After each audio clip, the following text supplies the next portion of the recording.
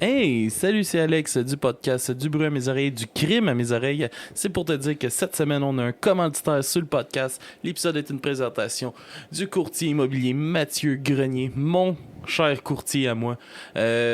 Meilleur gars, meilleur courtier. Il fait partie de l'équipe CGA. Si tu veux vendre ou acheter une maison, je te le dis, faut que tu passes par lui. Il sait cibler tes besoins, il sait reconnaître les besoins de son client.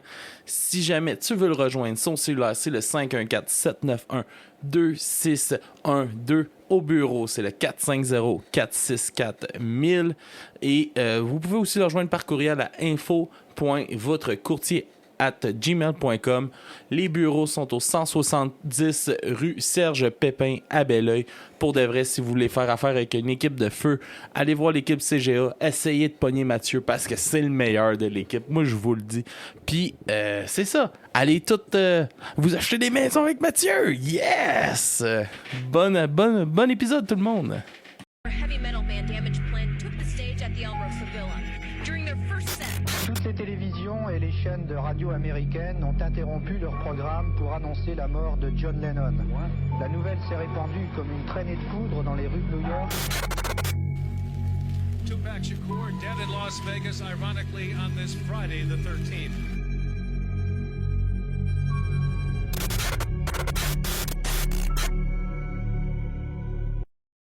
Alright, bonsoir tout le monde, bienvenue à Du crime à mes oreilles, c'est ici Alex.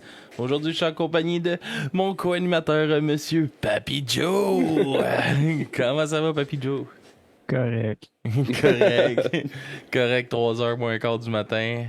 C'est parfait. C'est parfait. Je me sens optimal.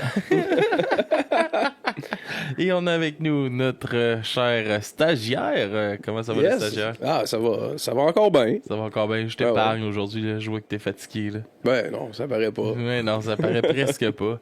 J'ai pas hâte d'avoir ton âge. Yes, Joe, t'avais un sujet d'intro? Oui, j'avais pensé parce que la semaine passée, j'ai fini de lire la biographie de Hal Jogerson du groupe Ministry. OK. Je présente ici. Yes, Ce c'était-tu beau bon? bonhomme. C'était excellent. J'ai appris plein de choses. J'ai appris qu'en fin de compte, tous les albums que j'ai aimés quand j'étais jeune, lui, il a détesté les faire. Hey, tu dis ça, là, l'autre jour, j'ai fait une entrevue avec un band qui s'appelle 22 pour du bruit à mes oreilles. Puis on parlait d'un album, puis moi, j'étais comme, hey, cet album-là, j'ai tellement écouté. Puis lui, il a fait, un moment donné, il a juste dit, ah ouais, je trouve tellement que c'est de la merde, là. Ouais, c'est fou. J'étais comme, oh non! Mais le fait que je t'en parle aujourd'hui, c'est à cause de notre ami qui nous raconte, attention, à la page 236, c'était un soir tranquille où est-ce qu'il devait faire un show dans la petite ville de Columbus, en Ohio. Est-ce que ça te sonne des petites cloches? C'est-tu un 4 décembre? C'est ça, un 6 ou un 4 décembre? Je dirais plus pour un 8 décembre. 8 décembre. Ah, j'étais pas loin. L'autobus était parké dans la petite ruelle. OK. Et il y avait un auto, étrangement, de stationner avec les lumières allumées, tout ça en arrière de l'autobus. Quand, en fin de compte, Al et le manager sont sortis pour aller voir c'était qui, l'auto a juste comme... Elle s'est comme juste poussée. Au revoir. OK. Pendant que le show se faisait de Ministry, pendant le show, à un moment donné, le chanteur, le groupe fait ses affaires, tout ça. Là, il y a plein comme de bodyguards qui apparaissent sur le stage, dans les coulisses, même à l'arrière complètement de la salle. Il y a comme beaucoup de mouvements qui se fait. Il ne comprend pas. Continue le show, tout ça. Finit le show. Puis, il apprend qu'en fin de compte, Diamondback Darrell s'est fait tirer. Oh! Fait cocasse, une semaine avant le show qu'il a donné, c'était Damage Plan, le groupe en fin de compte des deux frères, voulait justement faire la première partie de Ministry, mais dû à cause du booking, tout ça, les réservations, ils n'ont pas réussi à faire le show ensemble. Ça aurait pu arriver à leur show aussi. Exactement, et ce n'est pas arrivé. Au moins ça. Fait que je sais pas, je pense que je continue à trouver plein de choses encore sur Diamondback. On va continuer. Ah yes, hey, ben, content de vous avoir Aujourd'hui, les gars, c'est moi qui vous présente Yes. un petit sujet. De quoi tu vas nous parler? Je vais vous parler de la provenance du nom du groupe Chelsea Grind. Est-ce que vous avez une idée? Ben, d'après toi. Toi, C'est sûrement sûr que non. pas. Peut-être Joe. Chelsea Grinds, est-ce que ça a rapport avec une madame qui a passé dans un grinder? Non, non, ça fera pas. Déception! Bon, ben d'abord, je vais commencer par vous parler d'un peu du band. Chelsea Grind, c'est un band de deathcore américain qui sont originaires de Salt Lake City dans l'Utah. Il reste... actuellement, il n'y a plus aucun membre original dans le band. Ah, ben... L'Utah, si je me trompe pas, c'est la seule État des États-Unis que la religion prédominante, c'est les Mormons. Ouais. Ouais, mais c'est ça, c'est quand même un petit fact que je trouve quand même drôle, c'est que il n'y a plus de membre original, il n'y a plus personne qui a parti le band dans le band. Mais le groupe reste quand même le même nom. Ouais, D'habitude, il en reste au moins un. ouais, c'est ça. Ils sont actifs, puis c'est pas si vieux que ça, c'est actif depuis 2007. OK. Fait que tu sais, c'est pas bien si drôle. vieux que ça. Fait que tu sais, faut que t'aies fait, C'est mettons... quand même 15 ans. Le 2000 nous fucked up le cerveau, mais c'est quand même 15 ans. Ben, 15 ans, c'est pas si vieux que ça pour une carrière musicale. là. D'une Techniquement, ampleur, non. tu sais, Ben- ils sont internationales, là, ils roulent un peu partout, puis... Pour revenir un peu sur Ministry, le groupe a été fondé, je pense, en 82, puis ils sont encore actifs aujourd'hui. Là. Ouais. Fait que 15 ans, c'est encore jeune. Ils sont signés sur le label Artery Recording et Static Factory. Ils ont, leur premier album il a été enregistré et produit par Tim Labézy. Est-ce que vous savez c'est qui Tim Labézy? Labézy? J'en connais aucun des trois. Non? Non. Désolé, j'ai eu de la misère avec son nom, mais c'est le chanteur d'Israeli Dying qu'on va sûrement Ouais. faire un épisode Ouais, sur, lui, je sais c'est sur qui. lui. Fait que, fun fact, alors, ils ont enregistré leur premier album. En août 2010, durant la tournée Trash and Burn, Chelsea Grind sont obligés d'annuler une partie de la tournée car Alex Koller, le chanteur du groupe, s'est gravement blessé au niveau de la mâchoire avec 3 fractures différentes. Par contre, ils ont réussi à trouver une solution pour leur tourner avec Blind Witness et Attila avec Ada Warren de la formation Oceano qui l'a remplacé. Fait que, il y a eu un petit accident qui est arrivé à ce moment-là. Oh, ben, c'est que je suis sûr que même la gueule maganée de même, ça sonnait pareil. là. C'était pareil. là. Sûrement, mais ça devait faire mal si tu chantais de même. En 2012, le guitariste Michael Stelford quitte le groupe. C'est le guitariste Jason Richardson de Born of Osiris qui le remplace pour une période indéterminée. Par contre, une semaine après son arrivée dans la formation, Born of Osiris annonce son départ de la formation. Celui-ci devient alors guitariste à temps plein dans Chelsea Grind. Fait en une semaine, il est passé de guitariste peut-être tu sais, pour un certain temps à tout le temps. Leur style de musique est en grande partie tiré du mouvement deathcore. Nous pouvons aussi entendre des influences de Doom puis de Black Metal. Il y a 5 albums studio puis 2 EP en carrière. Tom Barber, le nouveau chanteur depuis 2018. Fun fact récent, fun fact COVID. Refuse de jouer dans les shows où la vaccination est obligatoire. OK. Oh! Fait que c'est ça c'est pour Chelsea Grind. Fait que Chelsea Grind, ça part du sourire de Glasgow. Si je vous dis le sourire de Glasgow, est-ce que ça vous dit quelque chose? Glasgow, c'est une ville, ça? C'est une ville en Écosse. Ouais, c'est ça. J'allais dire Irlande, puis là, j'allais me faire détester. Là, mais... Ouais, le sourire de Glasgow, est-ce que vous avez une idée de ce que ça pourrait être? Aucune idée. Non? Joe, non? Non. Le sourire Ben, de... Attends une minute. Je prends un guess, là. Ouais. Moi, la dernière fois que j'ai entendu dire un sourire puis le crime en même... Tu sais, on est dans le sordide un peu. C'était... Tu rentrais la lame de couteau ici, à la jonction de la mâchoire, puis tu faisais le sourire jusqu'à l'autre jonction. Et tu as la bonne réponse, Joe.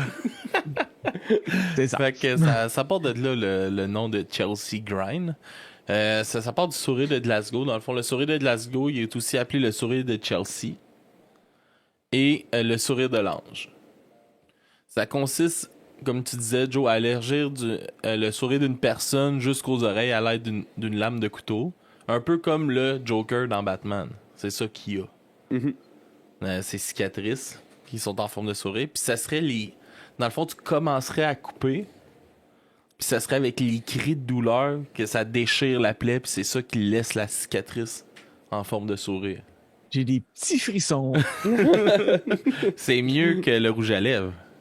Exactement. Je veux dire, le rouge à lèvres, c'est cruel parce que c'est fait à partir de gras de baleine. Ouais. Fait que c'est pas correct. C'est pas éthique. C'est ça, exactement. C'est une pratique qui a commencé en Écosse, dans la ville de Glasgow, d'où que ça tient son nom. Puis ça a commencé comme dans le début de la révolution industrielle écossaise. Entre 1830 et 1880, la population de Glasgow a doublé dû à la déportation des agriculteurs vers la ville. Il y a eu une hausse d'offres d'emploi qui a attiré trop de gens dans la ville, Glasgow, c'est une ville importante pour l'Écosse, mais c'était une petite ville. Puis est devenue, en vraiment très peu de temps, la plus grosse ville en nombre d'habitants, puis la ville la plus importante de l'Écosse. Fait que ça l'a créé une classe ouvrière qui s'est retrouvée entassée dans des petits blocs appartements, dans des quartiers pauvres de la ville. Puis le contexte social des quartiers pauvres comme celui-ci était parfait pour la hausse du crime violent dû au désespoir. Quel hasard. Quel hasard, hein?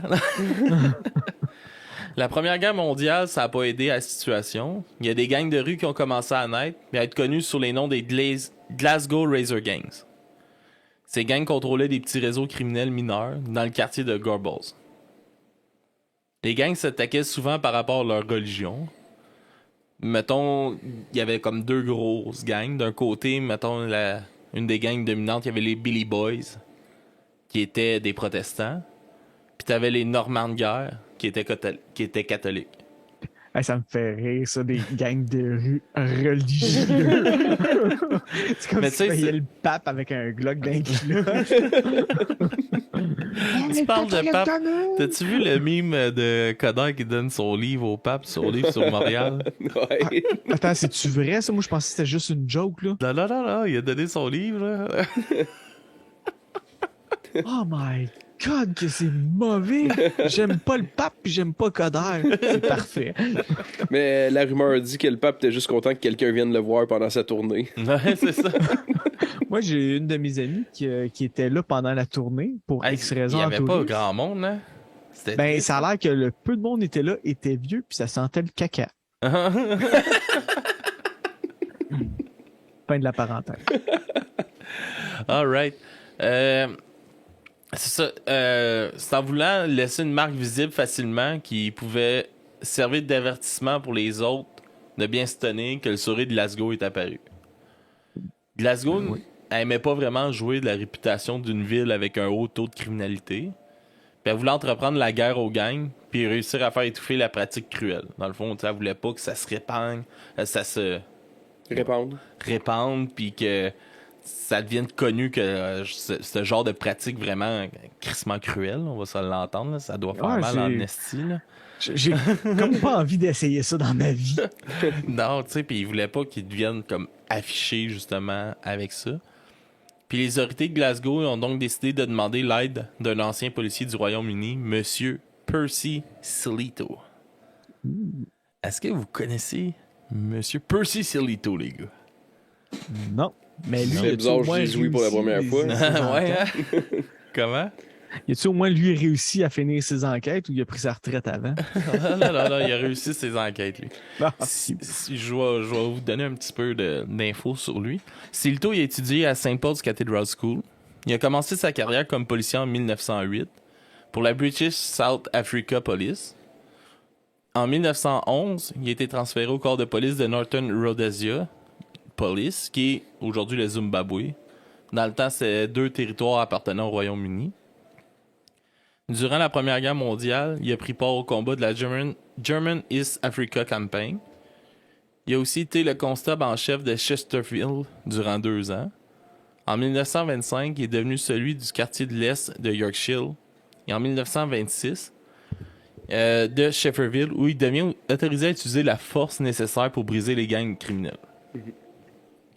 Mais le monsieur, il a été policier dans les colonies africaines. Ouais, en début de carrière. Fait que d'après moi, je ne vais pas mettre d'assomption, mais j'ai l'impression qu'il allait pas doucement avec les amis de la colonie. Il s'est fait vite une main de fer. C'est en 1931 qu'il devient constant en chef de la ville de Glasgow. Et ça jusqu'en 1943. En plus d'être reconnu pour être le cerveau derrière l'éviction des Glasgow Razor Gang, il est reconnu pour avoir introduit les radiocommunications entre les chefs de corps de police puis les véhicules de patrouille. OK. Lui qui a mis les radiocommunications, aussi les gars. C'est. Ben, tu sais, pour une bonne équipe, la communication est toujours importante. Ah ouais, puis tu sais, c'était le début aussi des communications radio puis tout ça. Fait que c'est comme vraiment innovateur là, d'avoir ça dans ta police, là, dans ces années-là.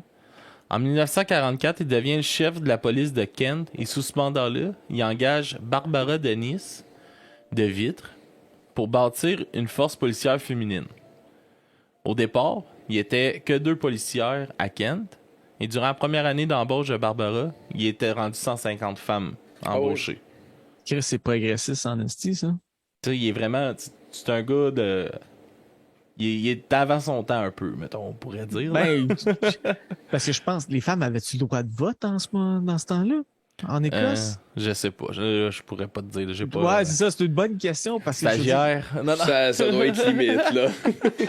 Stagiaire, il n'y a pas de moyen de faire de recherche en ce moment. Là. Mais tu pourrais checker ça, Joe, ce serait le fun de savoir. Ouais, j'ai checké le droit de vote des femmes en Écosse. Il a fini sa carrière dans le MI5, une autre branche des services secrets du Royaume-Uni. Fait que pour revenir par rapport au Glasgow, par rapport plus à Glasgow, qu'est-ce qu'il a fait pour le crime, c'est à la fin des années 30 que Percy a réussi à anéantir la gang de Glasgow et de mettre les têtes dirigeantes en arrière des barreaux. Les gangs se battaient avec des armes comme des hachettes, des chaînes de vélo qu'ils aiguisaient et des lames de rasoir qu'ils inséraient dans la palette de leur casquette. Ah, Ouais. je reviens là-dessus. Ouais. Peaky Blinder. Yes. Et je reviens sur le droit de vote des femmes. Ouais. En 1918, les femmes britanniques obtinrent le droit de vote à partir de l'âge de 30 ans. Tandis que les hommes, eux, ont le droit de voter à 21 ans. OK. L'égalité fut établie 10 ans plus tard lorsque les femmes furent autorisées à voter dès 21 ans en 1928. Fait qu'il y avait le droit de vote. Il y avait le droit de vote. C'est ça. Fait que ça, ils mettaient des lames de rasoir dans leur palette de casquettes pour se battre. Puis Silto a résolu le problème de gang en recrutant les meilleurs hommes et surtout les plus coriaces. L'équipe de Silto était tellement reconnue pour être vraiment sans pitié avec les gangs, leur réputation était tellement mauvaise qu'ils se sont même fait appeler le plus grand gang du monde. Oh. Quand les forces de police sont rendues un gang. Ouais, fait que ça brassait. Durant près de 10 ans, la technique qu'utilisait Silto fonctionne. Les tribunaux prononcent des grosses peines aux criminels arrêtés. Ce qui a marqué un peu la fin des Glasgow Razor Gang et l'arrestation de Billy Fullerton, le chef des Billy Boys. À la fin des années 30, Billy et son gang d'environ 40 hommes descendent la rue de Glasgow. Tous étaient bien armés, mais surtout bien sous. Silito avait rassemblé tous ses meilleurs policiers pour descendre dans les rues les affronter. Mais même s'il perdait du personnel au fur et à mesure qu'il avançait dans les rues contre les Billy Boys, Silito il a aperçu Fullerton qui tenait un petit bébé dans ses bras.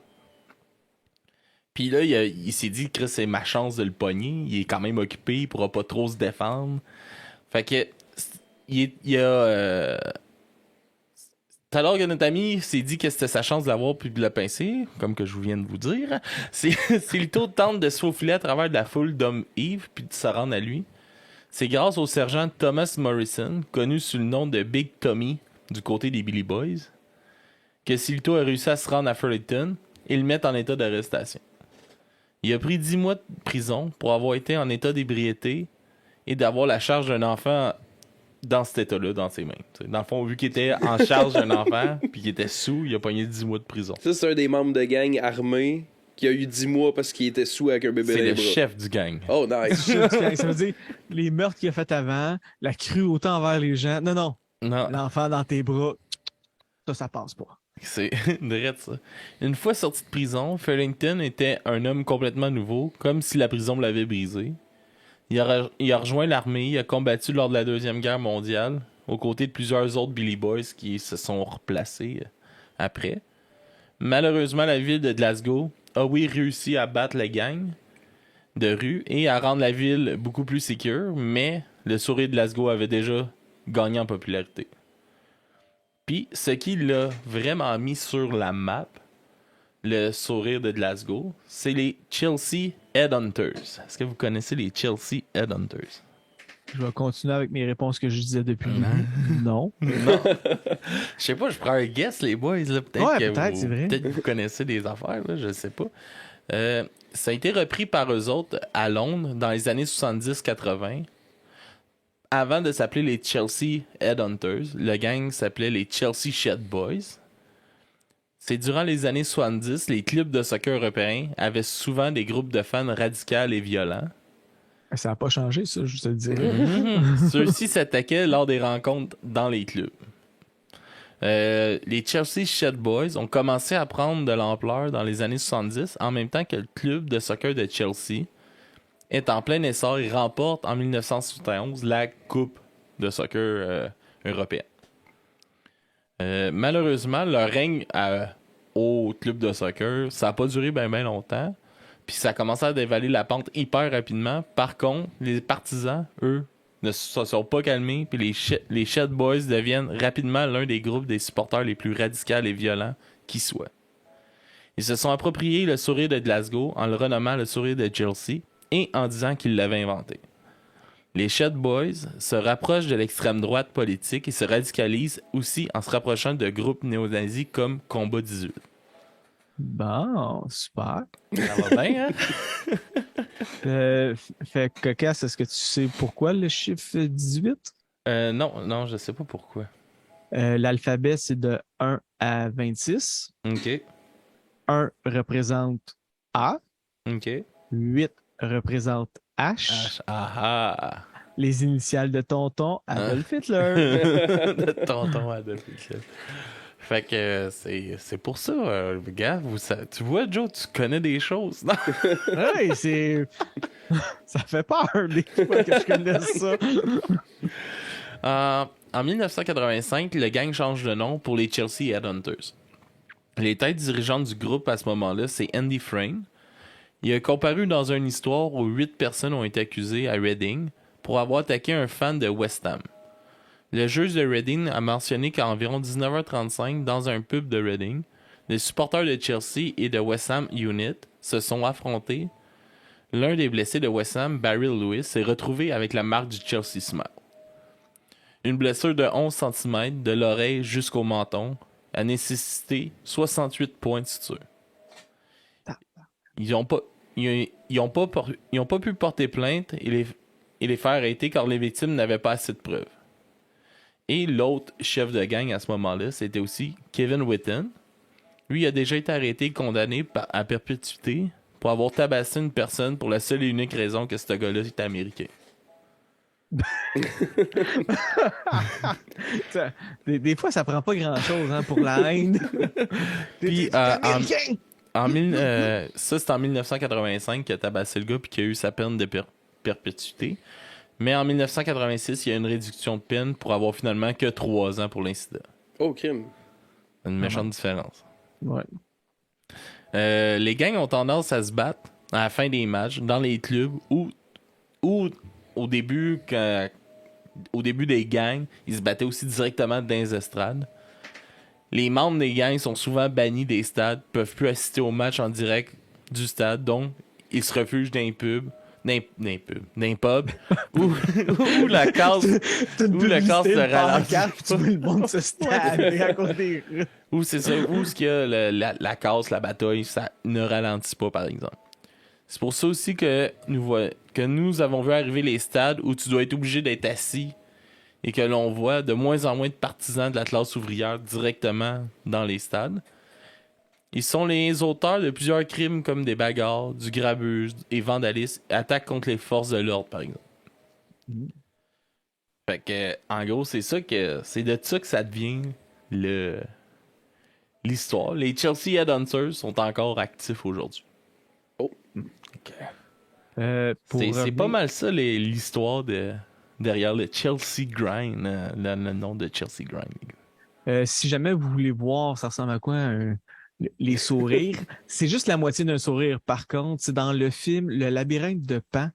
La madame, elle se fait attaquer par un des personnages principaux et pour se défendre, elle sort le couteau, le plante dans la joue du gars et lui fait ça de là à là, mais juste d'un côté.